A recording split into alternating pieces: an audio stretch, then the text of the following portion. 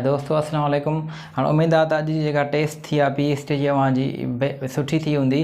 त हाणे मैथमेटिक्स जो पोर्शन जेको असांखे मिलियो आहे या जेके दोस्तनि असां सां मैथमेटिक्स जा प्रॉब्लम्स शेयर कया आहिनि उन्हनि मां कुझु असां जेको आहे सो असां ताईं जेके पहुता आहिनि उहे असां शेयर कयूं पिया। ठीकु आहे दोस्तों। त हाणे असांजो जेको पहिरियों नंबर प्रॉब्लम आहे उन में चयो पियो द एंगल लेस देन 90। हाणे उहा एंगल जेका 90 खां घटि हुजे उनखे असां छा चवंदा आहियूं। ठीकु आहे दोस्तों। त हाणे हिकिड़ी असांजी एंगल हूंदी आहे ऑप्टिक्स एंगल। ठीकु आहे। हाणे ऑप्टिक्स एंगल जेका असांजी हूंदी आहे उहा हूंदी आहे असांजी ग्रेटर देन 90। ठीकु आहे दोस्तों। त हाणे जेका असांजी एक्यूट एंगल हूंदी आहे, ठीकु आहे दोस्तों, माना एक्यूट एंगल जेका हूंदी आहे उहा छा हूंदी आहे दोस्तों, असांजी जेका आहे सो लेस देन 90 हूंदी आहे। ठीकु आहे दोस्तों। हाणे जेको असांजो एक्यूट एंगल वारो दोस्तों जेको असांजो एक्यूट एंगल वारो जेको असांजो ऑप्शन आहे असांखे गिवन जेको पेपर में, हाणे उहो जेको असांजो एक्यूट एंगल वारो आहे उहो असांजो छा आहे जेको आहे सो दुरुस्त ऑप्शन आहे। ठीकु आहे दोस्तों।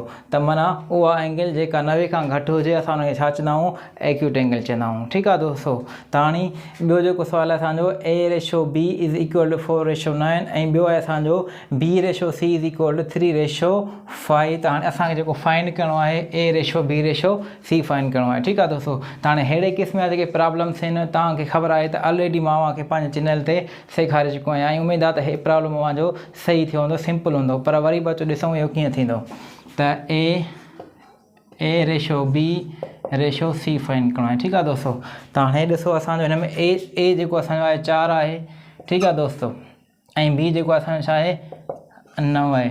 ठीकु आहे दोस्तों। पर हिन में ॾिसो असांजो B छा आहे असांजो दोस्तों 3 आहे, जॾहिं त C जेको असांजो छा आहे 5 आहे।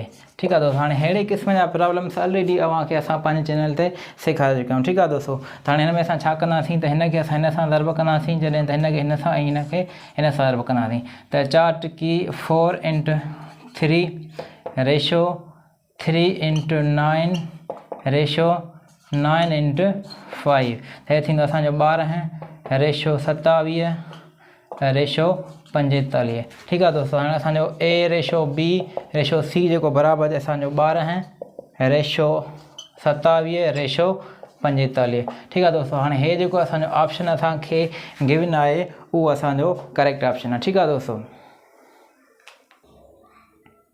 हाँ दोस्तों। हाणे जेको असांखे टियों सुवालु मिलियो आहे उहो असांजो हे आहे त x + y × x + y जो वैल्यू असांजो छा थींदो जॾहिं असांखे xy = -3 ऐं x² + y² छा जे बराबरि असांजो 10 जे बराबरि आहे। ठीकु आहे दोस्तों। हाणे अचो ॾिसूं त x + y × x + y। ठीकु आहे दोस्तों। त हाणे हिते ॾिसो असांजे 1 आहे, हिन मथां 1 आहे। ठीकु आहे। त हाणे छा जे बराबरि थींदो दोस्तों x + y होल स्क्वायर। ठीकु आहे दोस्तों। हाणे छा थियो असांजो x + y होल स्क्वायर। हाणे हे जेको असांजो फार्मूलो थींदो ऐं हल थींदो हिन फार्मूले जे ज़रिए असांजो हल थींदो। हाणे हे जेको फार्मूलो आहे A² + 2ab + असांजो b²। ठीकु आहे दोस्तों। त हाणे हिते ॾिसो पहिरें जो असांजो छा आहे स्क्वायर आहे। त हाणे छा कंदासीं x² + 2xy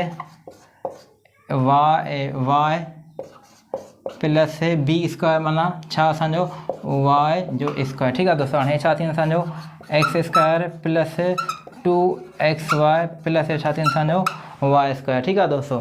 हाणे हिते छा थींदो असांजो x², हाणे हे जेको y² हेॾे मां खणी अचां y² + 2xy।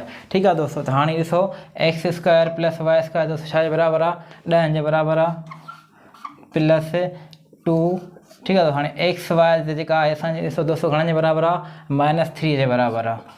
ठीकु आहे दोस्तों। त हाणे 10 माइनस जा 6 त जवाबु छा ईंदो असांजो 4 ईंदो। त हाणे हिन जेको दोस्तों असांजो ऑप्शन जेको 4 आहे उहो छा आहे असांजो करेक्ट ऑप्शन आहे। ठीकु आहे दोस्तों। हाणे जीअं जीअं असांखे प्रॉब्लम्स मिलंदा वेंदा असां शेयर कंदा वेंदासीं।